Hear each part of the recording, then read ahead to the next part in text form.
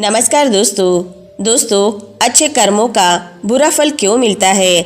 यह प्रश्न जीवन के गहरे और जटिल पहलुओं में से एक है जो हर व्यक्ति के मन में कभी न कभी उठता है।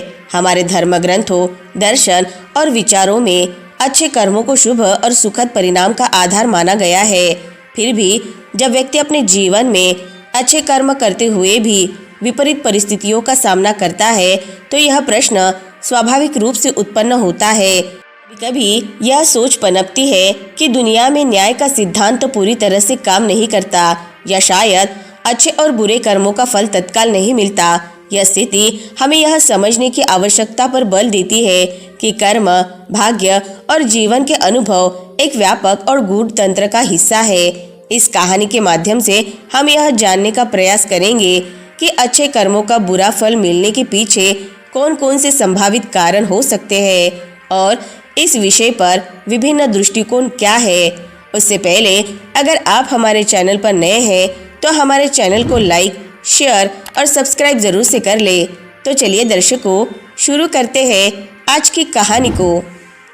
दोस्तों, सुदामा एक गरीब किसान था जो एक छोटे से गांव में रहता था। वह मेहनती, ईमानदार और दयालु व्यक्ति था। बचपन से ही उसने अपने माता पिता से सीखा था कि जीवन में अच्छे कर्म करने चाहिए। सुदामा हर दिन सूरज उगने से पहले खेतों में काम करता और शाम को भगवान बुद्ध के प्रवचन सुनने जाता। हालांकि उसका जीवन कठिनाइयों से भरा हुआ था। फसल अक्सर खराब हो जाती थी, परिवार के सदस्य बीमार रहते थे, कर्जदाताओं का दबाव हमेशा बना रहता था। गाँव वाले सुदामा को परोपकारी किसान कहते थे क्योंकि वह खुद भूखा रहकर दूसरों को खाना खिलाता। फिर भी उसका यह प्रश्न बार बार उसके मन में आता, मैं इतने अच्छे कर्म करता हूँ फिर भी मेरे साथ बुरा क्यों होता है। एक दिन भगवान बुद्ध अपने शिष्यों के साथ सुदामा के गांव में आए। गांव वाले उनकी शिक्षाओं को सुनने के लिए इकट्ठा हुए। सुदामा भी वहां गया। बुद्ध के चेहरे पर शांति और करुणा देखकर उसने निश्चय किया कि वह अपनी समस्या उनके सामने रखेगा। सुदामा ने बुद्ध से पूछा, हे भगवान, मैं अपने जीवन में कभी बुरे कर्म नहीं करता, मैं हमेशा दूसरों की मदद करता हूँ, फिर भी मेरे जीवन में इतनी समस्याएं क्यों है? क्या अच्छे कर्मों का फल कभी नहीं मिलता? बुद्ध मुस्कुराए और कहा, पुत्र, तुम्हारा प्रश्न बहुत महत्वपूर्ण है। इसका उत्तर मैं तुम्हें कहानियों और उदाहरणों के माध्यम से दूंगा।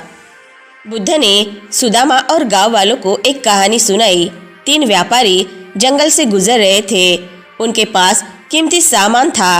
रास्ते में डाकुओं ने उन पर हमला किया। पहला व्यापारी डाकुओं से लड़ने लगा। वह मारा गया और उसका सारा सामान लूट लिया गया। दूसरा व्यापारी डरकर डाकुओं को सब कुछ सौंप कर भाग गया। तीसरा व्यापारी, उसने कुछ सामान डाकुओं को दिया और चतुराई से बाकी छिपा लिया। वह सुरक्षित घर पहुंचा। बुद्ध ने समझाया, जीवन में विपत्ति आने पर धैर्य और समझदारी से काम लेना चाहिए। संघर्ष और भय के बीच संतुलन बनाना ही सच्ची बुद्धिमानी है। बुद्ध ने समझाया कि कर्म 3 प्रकार के होते हैं। पहला, भूतकालीन कर्म, पिछले जन्मों के कर्म जिनका प्रभाव वर्तमान जीवन पर पड़ता है। दूसरा, वर्तमान कर्म, जो अभी किए जा रहे हैं उनका परिणाम भविष्य में मिलेगा। तीसरा, भविष्य कर्म, जो आने वाले समय के लिए बीज बोते हैं। बुद्ध ने कहा, पुत्र, तुम्हारे वर्तमान कष्ट भूतकालीन बुरे कर्मों का परिणाम हो सकते हैं, लेकिन तुम्हारे अच्छे कर्म भविष्य में अवश्य फल देंगे। जैसे खेत में बीज बोने के बाद फसल आने में समय लगता है, ऐसे ही अच्छे कर्मों का फल तुरंत नहीं मिलता। बुद्ध ने एक और उदाहरण देते हुए कहा, एक बार एक राजा ने अपने मंत्री से पूछा, मैं हमेशा प्रजा का भला करता हूँ, फिर भी मेरे जीवन में कठिनाइयाँ क्यों आती है? मंत्री राजा को एक खेत में ले गया और वहाँ 3 प्रकार के बीज बोए। खराब बीज, भूतकाल के बुरे कर्म, अच्छे बीज, वर्तमान के अच्छे कर्म, अंकुरित बीज, भविष्य के कर्म। मंत्री ने समझाया, महाराज, खराब बीज खराब फसल देंगे।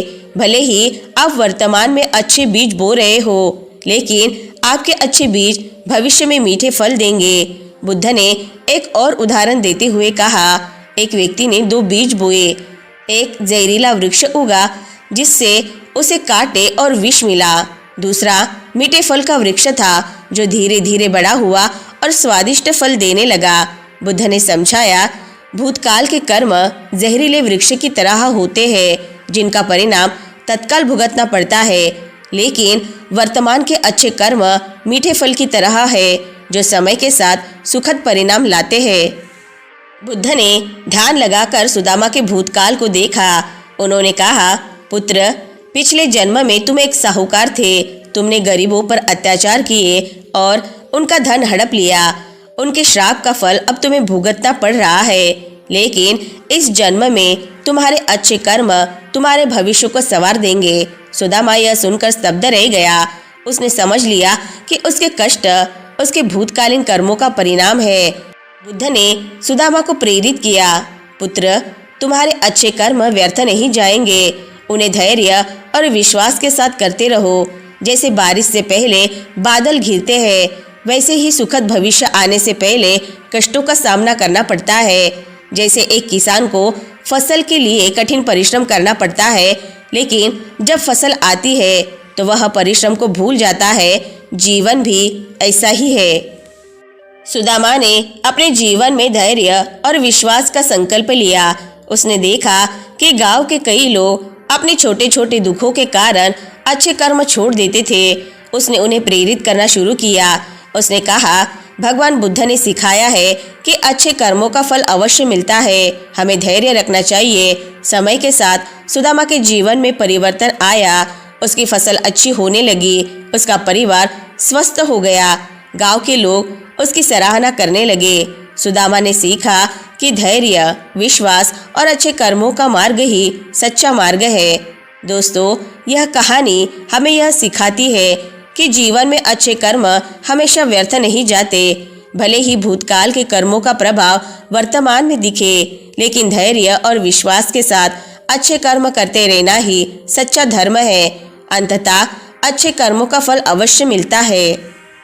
दोस्तों, अच्छे कर्मों का बुरा फल मिलने की स्थिति हमें यह समझने के लिए प्रेरित करती है कि जीवन में कर्म फल का तंत्र अत्यंत जटिल और गहन है। यह केवल वर्तमान कर्मों का परिणाम नहीं है, बल्कि हमारे पूर्व जन्मों के कर्म, संचित कर्म और समय चक्र की भूमिका भी इसमें सम्मिलित होती है। यह स्थिति हमें धैर्य, समर्पण और विश्वास के साथ जीवन जीने की प्रेरणा देती है। अच्छे कर्म कभी व्यर्थ नहीं जाते। वे हमारे जीवन में सकारात्मक ऊर्जा और दीर्घकालीन शुभ परिणाम लाते हैं। यदि तत्काल परिणाम विपरीत हो भी तो यह हमारे आत्मबल और धैर्य की परीक्षा हो सकती है। अतः हमें अपने कर्मों में निरंतरता बनाए रखते हुए फल की चिंता किए बिना अच्छे कार्यों में जुटे रहना चाहिए। जीवन का यह दृष्टिकोण हमें सत्य और धर्म के मार्ग पर स्थिर रहने के लिए प्रेरित करता है। तो दोस्तों, आज की कहानी से आपको बहुत कुछ सीखने को मिला होगा। वीडियो अगर पसंद आई होगी तो वीडियो को लाइक, शेयर और चैनल को सब्सक्राइब जरूर से कर ले। मिलते हैं नेक्स्ट वीडियो में। तब तक के लिए अपना ख्याल रखें। धन्यवाद।